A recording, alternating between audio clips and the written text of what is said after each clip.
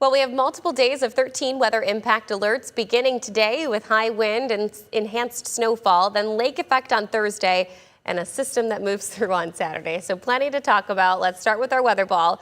It is currently blinking blue as we have cooler temperatures in view and additional rounds of rain and snow in sight. This news sponsored by LaFontaine Lincoln of Grand Rapids. Our current radar right now showing that this morning's rain is quickly pushing off towards Lansing in the Flint region. And you can see some snowfall already just across the water. Bigger picture of things here, this low pressure system is going to wrap in some snow, and then it's going to be enhanced by Lake Michigan as we head into the evening and afternoon hours. Because of that, we do have winter storm warnings that go into effect for multiple counties. But let's track this system. Hour by hour forecast here. Between 8 to 9 a.m., we will start to see a transition from rain over to snow. By 3 o'clock, I expect pretty much everyone to have seen a full switch over to snow. And then we continue on with fairly intense snow from 4 p.m. continuing on until around 9 o'clock. These snowfall rates are going to be highest closer to the lake shore's edge, but because of our strong winds, we are going to push a lot of this lake-enhanced snow inland. As we head into the evening hours tonight, that system clears out of here, but we will continue to see lake effect snow throughout your Thanksgiving.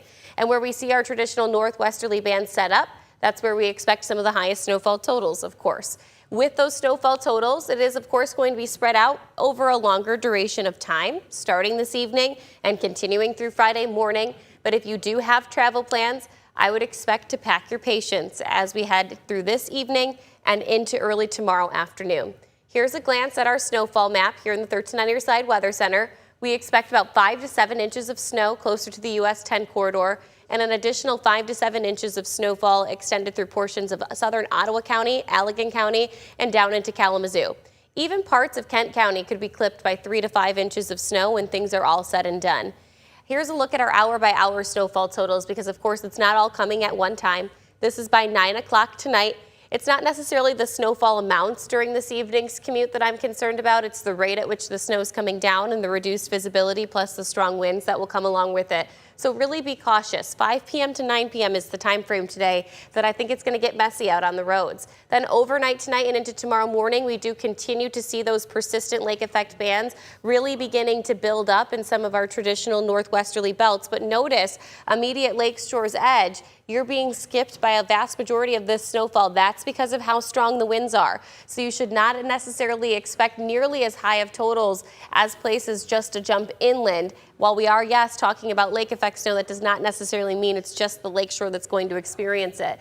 And this is just one of 2 rounds of impactful weather that's headed our way. We have a secondary system that looks to build in early Saturday morning. This is widespread system snow bringing everybody impacts. While impacts will be very localized over the next 48 hours, that will not be the case with this system. Rolling statewide with accumulating snowfall anywhere from 3 to 6 inches coming down by the time we reach early Sunday morning.